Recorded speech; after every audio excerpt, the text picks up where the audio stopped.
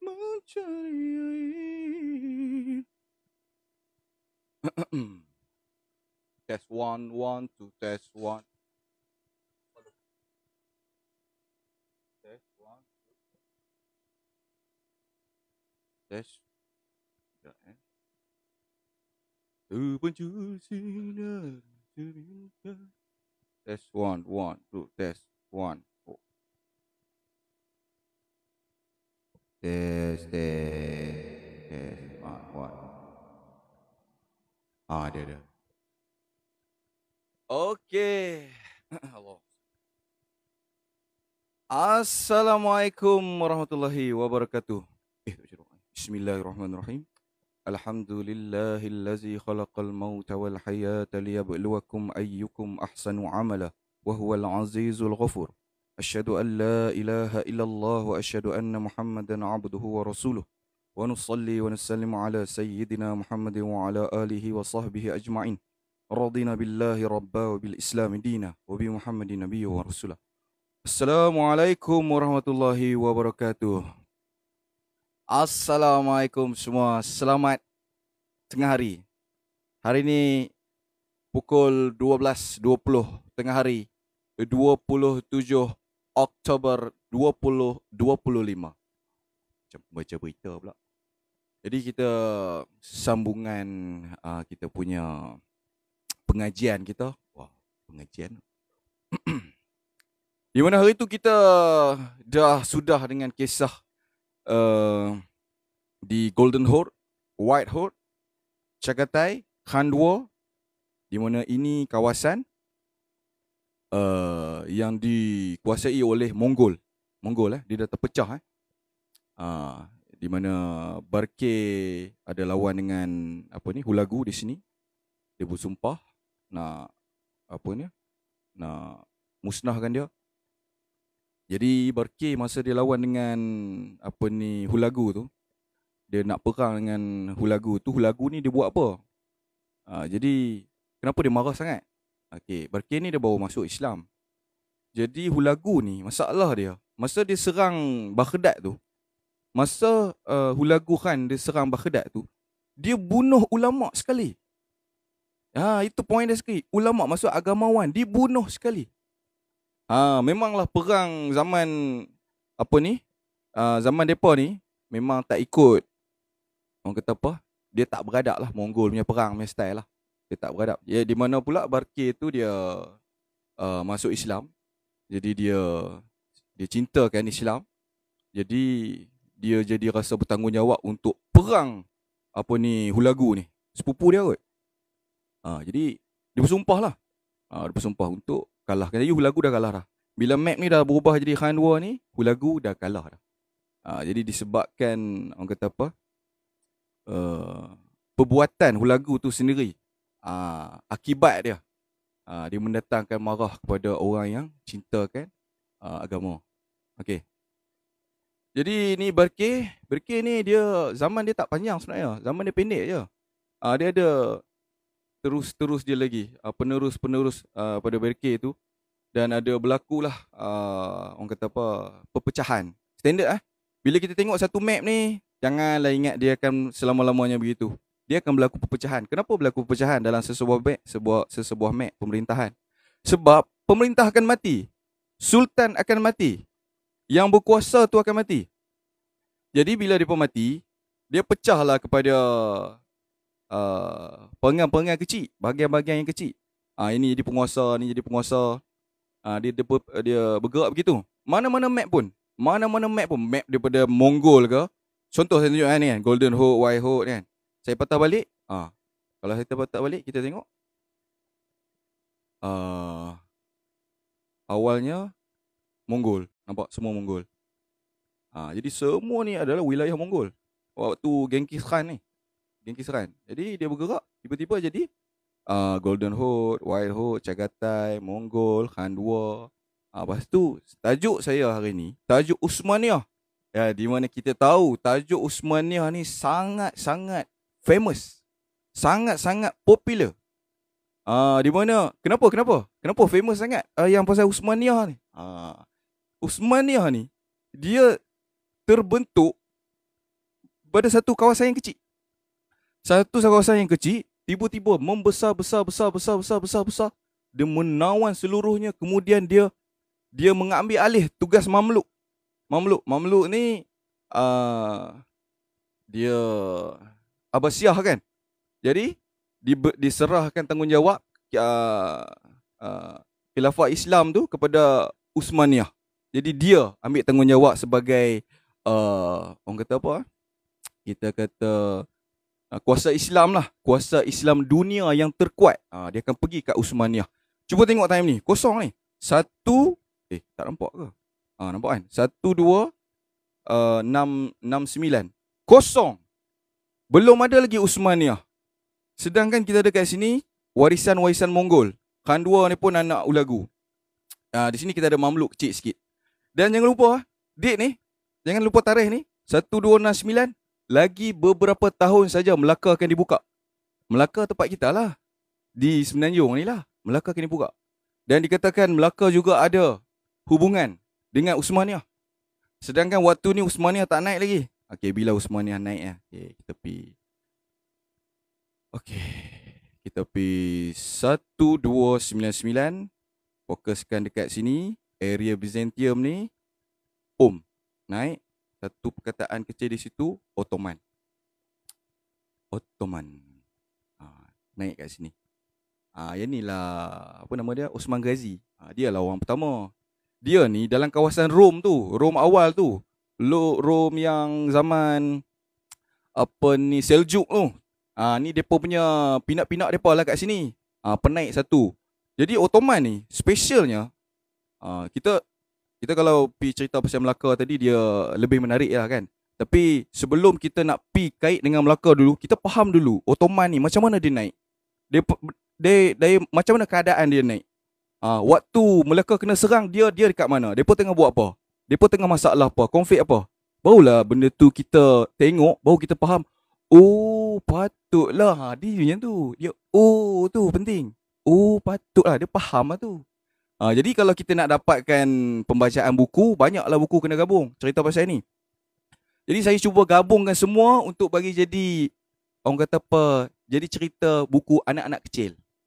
Cerita buku A, B, C, jumpa kancil, jumpa buaya, itu. Jadi cerita tu lebih menarik lah, lebih ringan untuk diserap.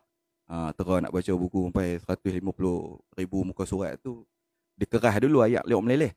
Okey. Jadi Ottoman ni, hampa kena tengok, dia dekat dengan Konstantinopel. Ottoman ni dia bersetempadan dengan orang Byzantium ni. Dengan orang Kristian lah. Jadi dia Islam separuh, Kristian separuh dalam empire dia. Hampa kalau tengok ni, hampa boleh nampak macam macam dia makan separuh. Sebenarnya dia menguasai kawasan sebahagian ni lah. Jadi kita teruslah. Tepi kecil dulu. Osman Ghazi tu turunlah dia punya keturunan dia, sampailah Sultan Fatih kan. Ada generasi tu, generasi yang sampai ke dia conquer Konstantinopel tu. Ada generasi dia kalau hampa follow sampai situ. Jadi dia bergerak lah, dia membesar, nampak. Dia masuk kawasan sikit. Jadi empire dia ni, pemimpin dia sentiasa membesarkan dia orang punya empire Ottoman ni. Makin jadi besar. Tapi sebenarnya waktu besar ni bukanlah kuat sangat pun. Sebab kita sementara tu ada lagi kawasan-kawasan yang menguasai macam Mamluk. Tapi Mamluk ni Islam, tak payahlah risau. Ottoman pun Islam. Kita ada keturunan Barkeh. Barkeh keturunan dia turun pada dia tu tak mesra Islam sangat lah, tapi dia neutral lah. Tapi turun lepas pada Barkeh tu, semua lonjak pergi ke arah Islam. Maksudnya wilayah tu officially jadi wilayah Islam pun ada. Nak tengok Ottoman sebenarnya lebih menarik cerita kat sini. Wilayah yang besar ni diisytihar sebagai negara Islam. Tu dia. Ini kecil lah comel Cina Net. Tapi nanti sekejap dia berkembang sikit. Jadi Whitehawk ni, Chagatai, semua ni akan terpengaruh. Semua pakat jadi Islam habis besok. Dah ke depan. Tapi saya tak maulah cerita tu. Cerita ada banyak. Kita nak cerita Golden Horde pun ada banyak, Whitehawk, Chagatai banyak. Kita nak cerita Ottoman, tajuk saya pun dah letak Ottoman. Jadi kita ke depan lah. Okay. Byzantium. Okay, nampak. Pada tahun 1960, 1970, Ottoman dah conquer kawasan Byzantium ni. Dia dah masuk. Kita zoom sikit. Sultan Fatih ke? Dah sampai ke? Nampak ni, ni sepadan ni. Ya. Oh, dah masuk dah. Ya. Mana tadi? Konstantinopel dah dapat dah kot tadi ni. Dah dapat. Nampak dah. Nampak dia orang cium kat situ Konstantinopel, nampak? Ini Ottoman. Ini Rom. Nampak? Okey. Jalan ke depan sikit. Oh, dia masuk belah bawah. Dia masuk bawah dulu. Ni belum lagi. Ustaz Fatih belum lagi. 14 cepat lebih. Tu. Ish. Dia dah masuk lah sini. 138 lebih. Tapi yang ni masih kawasan Konstantinopel ni kan. 14 lebih kan. Okay. Jadi dia membesar. Ottoman ni membesar wilayah dia. Aduh, saya betul-betul nak pergi kat Melaka tu lah. Betul ya. Semangat betul nak pergi kat Melaka tu. Di mana waktu Islam berkembang kat sini, di Ottoman, wilayah Islam lah. Paling kuat lah. Di tanah orang, tanah Parsi, Arab semua ni. Islam tengah kuat kan. Entah macam mana yang Portugis, dia boleh lalu ikut jalan sini. Pergi serang Melaka. Sebab sumbernya daripada situ. Rempah apa semua kan. Sumbernya daripada kita. Jadi, mereka ni kalau tidak lalu sini. Bahan-bahan semua lalu sini. Masuk sini dulu, baru hampa boleh ambil. Jadi, ekonomi tu kena lalu wilayah orang Islam lah. Jadi, disebabkan itu, dia orang tahu macam mana lah otak mereka kan. Dia boleh lalu sini kan. Tapi bukanlah dia orang semata-mata nak perdagangan. Dia orang nak, orang kata apa, dia pun nak kuasai lautan tau. Dia orang dah macam bawa agama dah time tu. Dia pun dah macam bawa tuntutan agama dah. Dia pun macam dah sampai seru lah orang kata. Jadi sebab tu dia pun serang di sana. Dengan hasrat, dia pun nak kawal kuasa laut untuk lemahkan Islam di sini. Tu zaman Portugal tu lah. Okay, 144. Okay. 1444. 1411. Apa berlaku? Ottoman dah besar betul. Jangan lupa Melaka dah naik. Tu dia. Melaka dah naik nampak. Okay, Melaka dah naik. Tu satu Semenanjung tu semua nama Melaka. Okay. Kita pergi lagi Ottoman. Dia akan membesar membesar dengan jayanya, dengan hebatnya. Kemudian ada Timurid. Okay, Timurid ni bila pula tu ni? Saya patah balik. Timurid ni main peranan. Okay, okay, Timurid apa tengok Okay, kat sini naik Timurid. Timurid ni kira anak pinak dengan Mongol juga, tapi tak silap saya dia bukan keturunan Mongol. Dia bukan. Tapi dia bawa cara jalan, cara menguasai kawasan tu dengan cara Mongol. Jadi Timurid ni pun Islam juga ni. Ni Islam juga.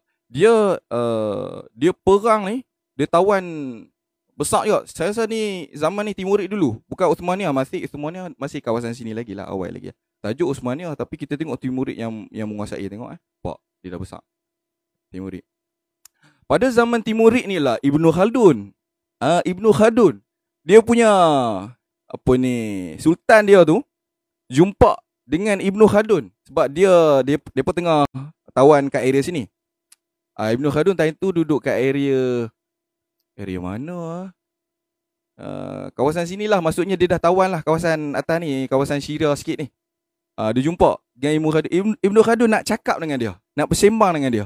Jadi dia Timurid punya sultan ni sahut lah, pergilah jumpa dia, bersembang lah Ibnu Khaldun dengan Sultan Timurid ni.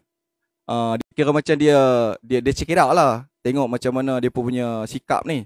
Jadi dia kata yang Sultan Timurid ni memang otak dia tajam. Memang tapi dalam peperangan dia memang langak lah. Sebab hampa kena faham satu pergerakan geopolitik waktu zaman perang Islam tadi ni.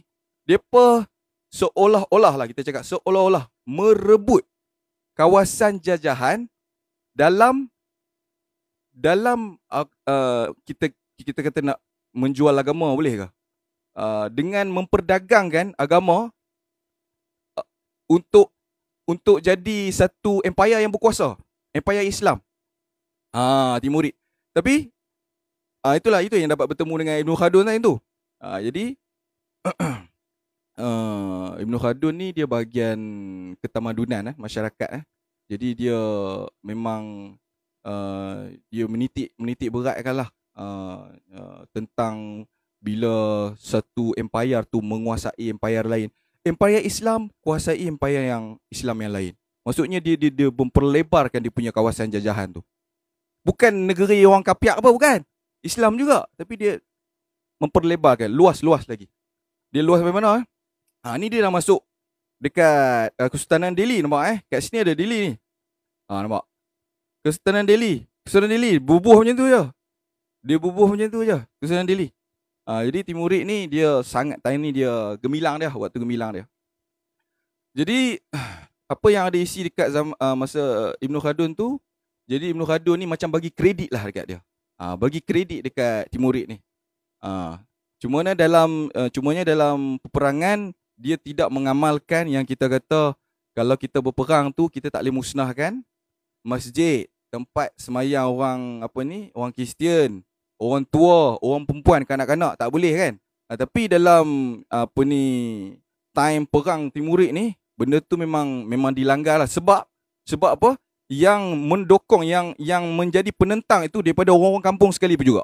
Orang kampung pun bangun menentang. Jadi orang kampung pun jadi salah satu kira macam tentangan yang perlu dikalahkan lah. Dia lawan semua. Lawan semua. Tapi bila sampai dekat macam ilmuwan, ulama-ulama, dia tak kacau. Itu yang dia boleh communicate dengan Ibn Khaldun time tu. Okey. Jadi berbeza dengan zaman Hulagu tadi. Hulagu yang Berke Khan tadi. Hulagu bantai semua tu weh. Dia bakar habis. Baghdad tu pusat perpustakaan dia bakar habis dengan ulama-ulama, ditibai semua sekali. Jadi berlaku macam-macam peperangan, tapi berbeza cara perang tu. Daripada konsep Islam tu tak betul-betul masuk dalam otak sekian empire. Apa tu masuk dekat empire Ottoman ni. Salahuddin Ayyubi, Uthmaniyah, ni kira geng-geng kita lah. Kita boleh kata macam geng-geng kita lah. Yang kira nak cakap orang kata apa, yang kalau kata kita bawa nama Islam tu, itulah cara yang betul. Macam tu. Molek sikit ayat tu. Sebut leleng sikit yang pun marah. Okey. Tapi tajuk Ottoman, jadi kita fokus kat Ottoman jugalah. Okey, Ottoman. Nampak? Jadi naik Uzbek kat sini. Uzbek ni pun negara Islam juga.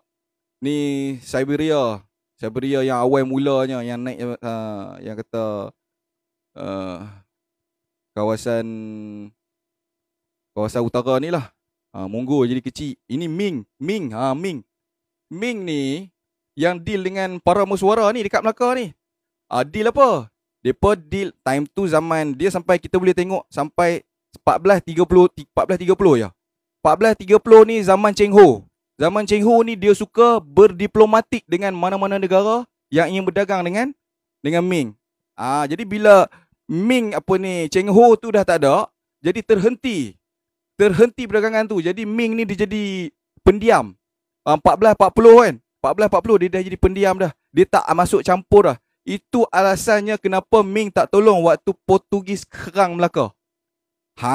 Dia bergerak begitu. Mana kata time kita perang tu memang tak ada siapa pertolongan lah. Tak ada pertolongan daripada mana-mana. Sendiri. Sebab itulah nampak miskin. Sebab tu senjata tak cukup lah, apalah. Lemah sebab lemah. Tapi kita kan ada Uthmaniyah kan. Ada Uthmaniyah. Tak minta tolong ke Uthmaniyah? Nampak. Tapi versi Uthmaniyah yang bagi bantuan kepada masa perang Melaka ni, dia lebih kepada hubungan dia dengan Aceh sebenarnya. Hubungan Melaka tu lebih kepada perdagangan saja. Hubungan macam kesultanan dia lebih dengan Aceh lagi. Aceh bila? Aceh 15 Aceh. Belum kan? Jadi waktu yang kita kata nak hubungan dengan Ottoman pun semua ni jauh lah. Apa tengok dia besar ni. Time ni baru naik lah kan. Melaka baru naik. So jalan dulu lah. Jadi sama-sama kalau macam yang ada yang buat pembacaan tu, dia boleh sinkro lah dengan pergerakan map ni. Tengok macam mana yang berlaku. Nampak atas Ottoman dah conquer belah atas sikit lah. Crimea. Dah conquer Ottoman. Sini pun dia akan conquer juga. Half seat ni Ottoman dia akan masuk. Ada story apa? Tak ada apa sangat. Jadi keturunan ni lah, keturunan Osman Ghazi tu lah. Sambung. Sampai ke Sultan Muhammad Al-Fatih kan. Boom, dia naik atas sikit. Apa yang berlaku kat sini? Apa yang special? Timurid jadi kecil lah. Pasal apa Timurid jadi kecil? Yang pemimpin tadi dia dah habis. Jadi apa specialnya Ottoman ni dengan Timurid? Special Ottoman ni, setiap pemimpin dia bersambung bawa dakwah yang sama, sistem yang sama. Sebab tu dia boleh steady. Dia boleh kembang dalam keadaan yang dia steady. Tapi kalau kita seorang saja, kita berkembang, kita kiok, lepas tu kita harap anak kita bersambung, tak boleh nak sambung. Itu lemah lah satu empire tu. Dia bergantung pada nyawa pun lama sangat, 60 tahun je paling-paling. Kiok tu habis lah. 60 tahun tu, lepas tu berpecah, pakat berebut lah. Orang cakap reta bila kita dah mati ni, orang berebut reta kita. Lebih kurang macam tu lah. Jadi nak steadykan Uthmaniyah ni pun sangat mencabar. Dan Alhamdulillah kita dapat tengok setiap disambung kepada generasi ke generasi. Ada pertengahan dia orang ada masalah sikit lah. Pertengahan tu mereka ada berebut kuasa juga. Pasti ke depan tu dah okey balik. Jarang nak edit macam tu. Selalu kalau pecah terus. Okey. Dah besar sikit nampak. Okey, Mamluk. Saya patah balik. Mamluk dia dah tibai bila. Ni Mamluk Mesir bukanlah dia tibai. Ni tibai. Dia taklah tibai Mamluk ni. Dia kira Uthmaniyah ni dia semakin kuat. Dia kalahkan Rom. Jadi dia jadi kuasa Islam kan. Bangsa dia bangsa Turki lah kan. Bangsa Turki. Campur-campur dah. Turki, Mongol, Turki, habis dah. Iran, Parsi. Semua jadi mix dah. Dah jadi air batu campur. Air batu campur dengan rojak, kacau-kacau minum. Lebih kurang macam itulah bangsa dia punya genetik tu dah bercampur dah. Tapi masih ada dia punya dominan dia masih ada lah. Dominan ikut kawasan masing-masing lah. Okey, Mamluk Okey, Mamluk. Ibnu Khaldun, Imam Al-Ghazali. Siapa lagi? Ibnu Sina. Siapa lagi? Di tengah-tengah tu. Al-Ghazali.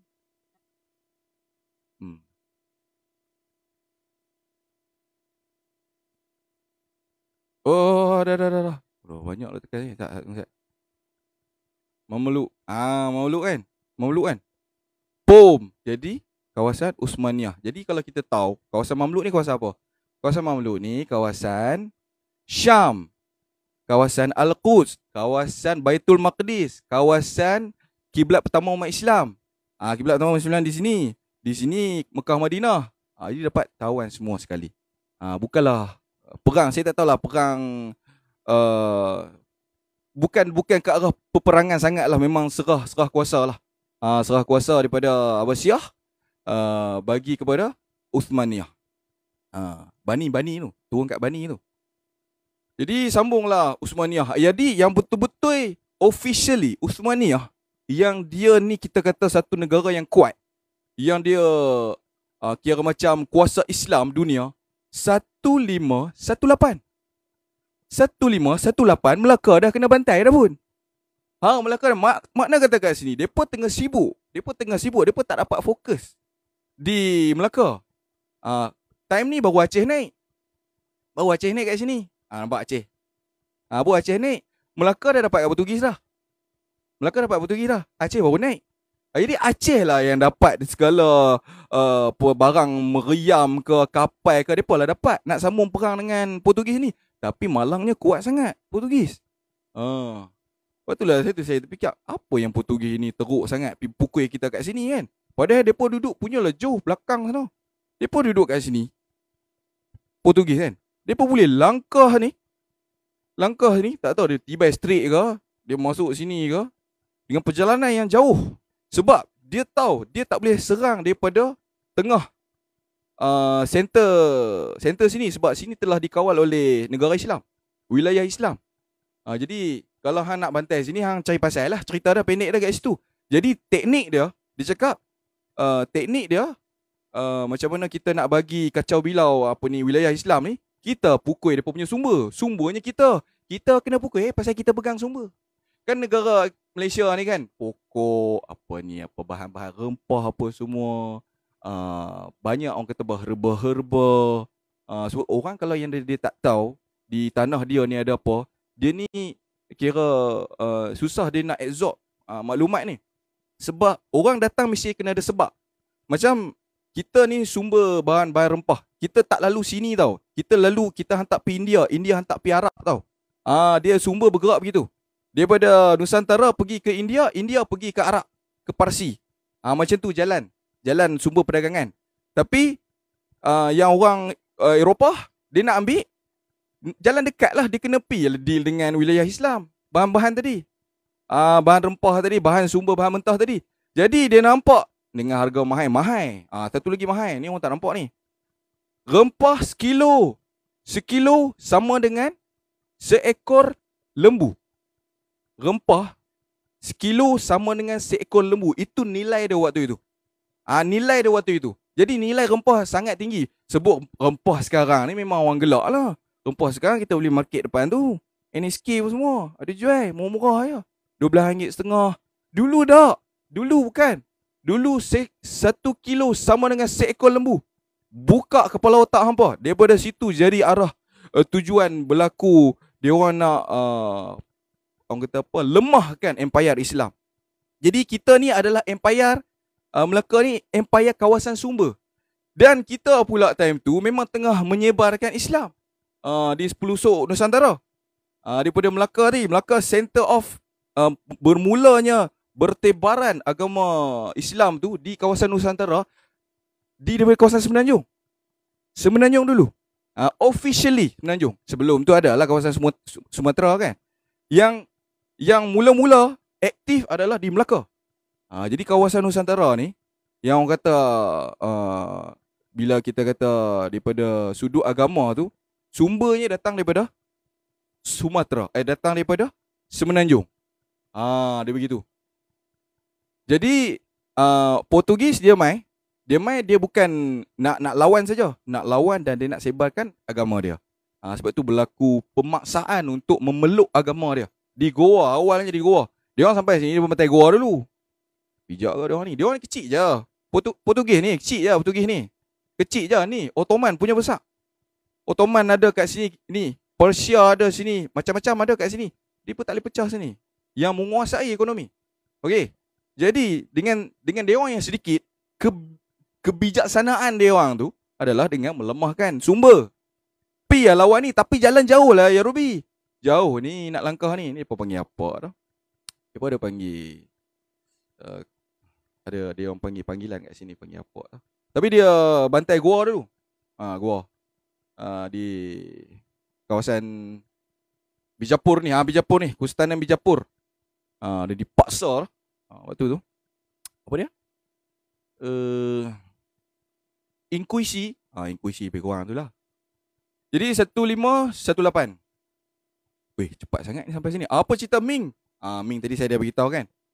Time ni 1511 kita kena serang betul. Kita kena serang. Situ wilayah China, kawasan Ming. Bukan nama China lagi, Ming waktu tu. Ming. Bukan Ameng Ming nama dia.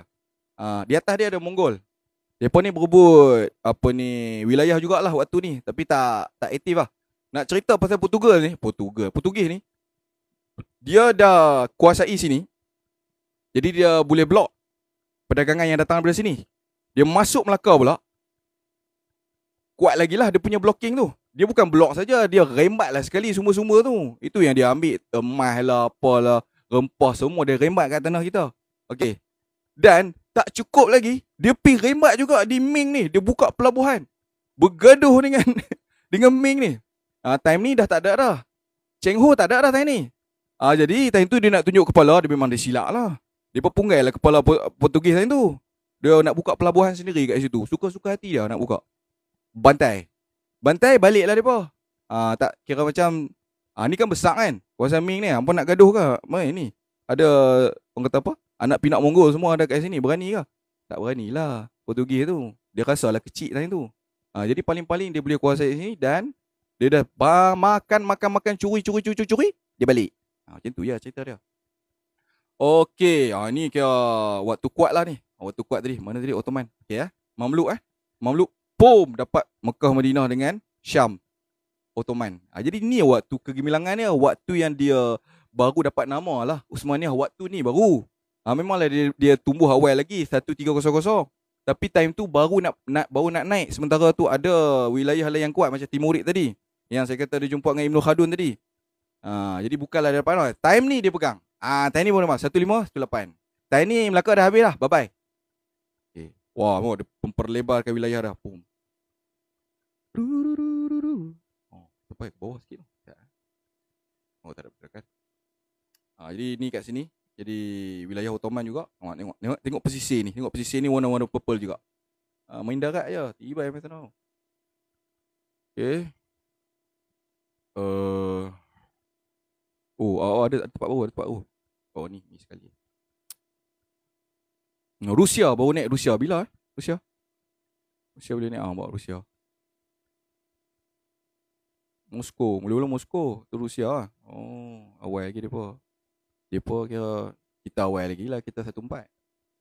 Tu jadi besar pula Rusia. Jadi ni dah nak sampai ke orang kata apa, perang dunia kan. Set up pergi kuat dulu. Depa berperang ni. Bawah atas ni depa berperang ni. Berebut lah kalau wilayah tu dah kuat. Tapi itulah orang kata apa, cabaran dia adalah macam mana kalau kata hang mati, siapa sambung? Itu cabaran dia. Jadi kena ada penyambung lah. Monarki, anak pinak. Maksudnya tak? Anak pinak nak sambung. Dan anak pinak tu kena bijak juga macam sultan. Macam yang jaga empire. Supaya benda tu dapat teruskan dan dengan baik. Jadi saya nak beritahu betapa sematnya sistem Malaysia. Tu dia sistem Malaysia kita ni. Di Semenanjung ni kita ada sultan-sultan. Kita ada agung. Dan depa ada buat rotation. Makna kata kita punya sistem raja-raja ni, kalau satu tak ada yang lain. Nampak dia steady dekat situ. Satu tak ada yang lain. Ada pengganti. Jadi sesama raja ni pun tak boleh nak buat something else. Maksudnya tak boleh buat benda yang tak baik. Sebab masih ada 8 di situ. 8. Maksudnya kira benda tu, sistem raja kita tu, dia mendidik sistem tu sendiri. Sistem tu mendidik raja tu sendiri. Tak boleh buat satu yang salah. Tak boleh buat satu yang macam cakap apa, yang kata apa, yang melampau. Tak boleh. Sistem tu dah bentuk begitu. Mana dekat tanah Arab ke, tanah Parsi ke, yang ada satu sistem, raja dia buat rotation untuk jaga wilayah. Mana ada? Tak ada. Malaysia saja yang ada. Itu smart. Saya tak tahulah siapa yang set up kuasa bagi kepada kuasa pentadbiran bagi kepada Perdana Menteri. Lantik Perdana Menteri. Untuk jagalah peranan-peranan untuk rakyat ni. Macam sekarang PMX lah. Yang dah daripada awal sampai sekarang. Itulah sistem dia. Maksudnya PMX pun tak boleh buat gila. Tak boleh buat gila. Di sudut agama tak boleh. Ada yang atas. Yang atas pun dah jaga sama sendiri. Turun ke bawah, Perdana Menteri pun tak boleh buat gila. Jadi sistem tu dah solid sebenarnya. Tak boleh jadi kacau bilau. Susah nak jadi kacau bilau. Begitu. Kat mana hampa cari satu sistem yang seakan-akan Malaysia kat mana? Mana negara mana? Tak ada. Mana kata negara lain, dia orang ada risiko berlaku kalau kata dia orang punya pemimpin tu buat gila, kacau bilau. Dia akan jadi kacau bilau. Sebab tak ada kuasa atas dah. Contoh kita ambil Indonesia lah. Okay? Republik kan. Tak ada, atas dia tak ada dah. Raja-raja ada lagi, tapi raja tu duduk je kat situ. Duduk kat kampung-kampung dia je, tanam ubi kayu. Nampak? Berbeza dengan kita. Mana kata yang set up kesultanan di tanah Melayu ni, Malaysia ni, sangat-sangat bijak orang dia. Sangat bijak sebab sistem dia tu. Saya tengok, uish, betul lah. Something yang kalau kita pandang daripada empire ni, daripada kecil berkembang dan hilang, punca ni apa Saibah? Punca adalah penyambung dia tak ada. Penyambung yang baik tak ada. Jadi kita bukan perlukan penyambung saja. kita perlukan penyambung dan baik dan bagus. Nampak tak? Jadi formula tu kita ada di tanah Melayu. Gila tak gila guys? Jadi berbanggalah saya kan. Bila sebut orang Melayu, saya bangga. Saya bangga tu meremang bulu rumah saya. Lepas tu kita tengok lagi. Okey, besar lagi. Sampailah berlakulah ke depan lagi. Ni apa ni Kesultanan Mughal. Ada kat sini. Ni kawasan India lah. Ni saya tak pi lagi. Saya baru dekat cerita Ottoman ni. So sekarang pukul 12.55. Kita ambil 5 minit lah baca komen. Sat lah baca komen. Apa yang komen banyak? Aduh, aku nak baca tarat lah. Mana dia? Mana?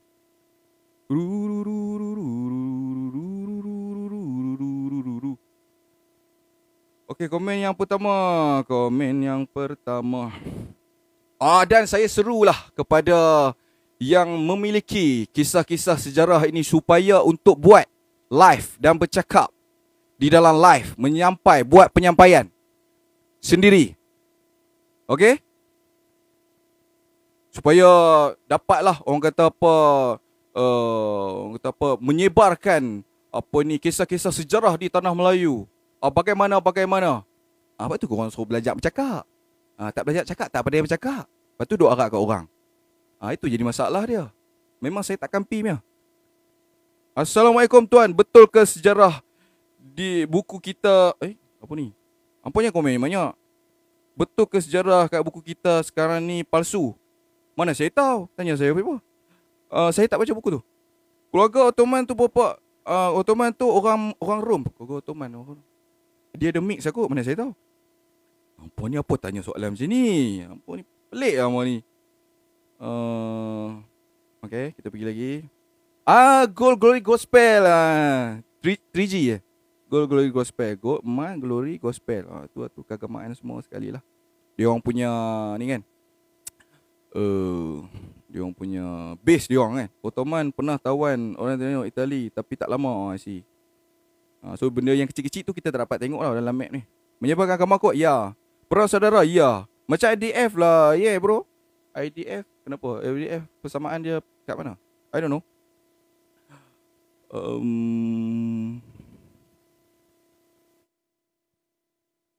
Patut dia orang mabuk bro. Siapa yang mabuk? Kedah bang. Kedah apa? Okey, Kedah. Okey, saya jawab sikit lah. Okey, pasal Kedah ni paling kita tengok macam keagamaan dia kuat sikit. Sebab dia sampai kat situ. Dia kawasan Aceh, kawasan Semenanjung, Kedah. Ulama-ulama berhenti kat Kedah tu. Berhenti kat Kedah. Jadi kat situlah naik dulu. Itu yang naik madrasah pondok-pondok dulu. Orang Kedah ni kira macam orang kata apa, di sudut agama dia tu solid sikit lah. Kalau kita nak pergi ke bawah lagi. Masa zaman Melaka tu memang dia memperlebarkan benda tu. Orang kata apa, pengajian agama apa semua. Dalam masa sama, perdagangan pun sama juga. Ekonomi, Melaka lebih pada ekonomi dan agama. Yang paling solid cerita agama saja di kawasan Kedah, Patani, Aceh. Itu kawasan. Kenapa kat situ? Sebab situ paling dekat. Sini, jumpa sini dulu. Depa ulama anak mai sini. Depa akan sampai sini dulu. Kedah dengan Aceh dulu. Pintu masuk Kedah dengan Aceh. Jadi kira berkah lah dia negeri tu. Negeri Kedah ni berkah lah. Aceh tu berkah lah. Ulama turun situ dulu. Tak ada ulama tu dia nak lek kat sini. Dia pergi turun masuk ke Johor belah bawah ni. Tak, dia tak gitu. Daripada kuat atas dia turun bawah. Okay. Portugis pun sebenarnya takut-takut nak masuk laut Nusantara sebab tak pernah lalu. Lalu rempah, betul-betul. Sebab ada pengkhianat. Tak sudah lagi cerita pasal pengkhianat. Pengkhianat sentiasa ada kat mana-mana cerita pun. Dan saya tak berminat nak cerita pasal pengkhianat. Kes peta Pulau Temi masa daripada 50. Macam betul tu bro. Kedah tua tu macam mana pula bro? Kedah tua ada lah Kedah tua tu. Dapat CP-CP ke, dapat solid ke, itu cerita Kedah tua. Ada empire dia tu. Tapi nak cakap empire Kedah tua tu boleh sama besar dengan Ottoman, jauh sekali lah. Sebenarnya kecil ya, tak ada besar sangat. Daripada peta tu kita zoom nampaklah besar. Tapi kalau zoom out nampak kecil lah. Sebab tu kita jangan sombong. Melayu masa tu apa jadi bang? Betul, Raja masa ayah Sabah jadi apa? Amat cerita Sabah susah lah. Sulu awal itu Sulu. Saya suka cerita sejarah, habis cari. pula. Besar sampai benarkah orang Melayu pandai berdiplomasi? Ya, orang Melayu pandai dia berdiplomasi. Sebab kita ni dibesar di kawasan pokok-pokok. Ada laut, tenang, kena angin, kena ABC, Char-Kway-Teow semua, sejuk je. Lepas tu kita ni jadi tenang saja. Jadi masalah berat macam mana pun, kita relax saja. Itu kita punya asas kita begitu. Orang Nusantara dia sejuk banyak. Depa ni duk bergaduh. Ni tengah panas semua ni, tengah panas ni. Ni belah sini ribut, sejuk lah apa semua. Jiwa dia orang tu tak tenteram. Tak, tu saya bohong je lah. Itu sikit sebanyak. Sekian, wabillahi taufiq wal hidayah. Assalamualaikum warahmatullahi wabarakatuh. Bye bye.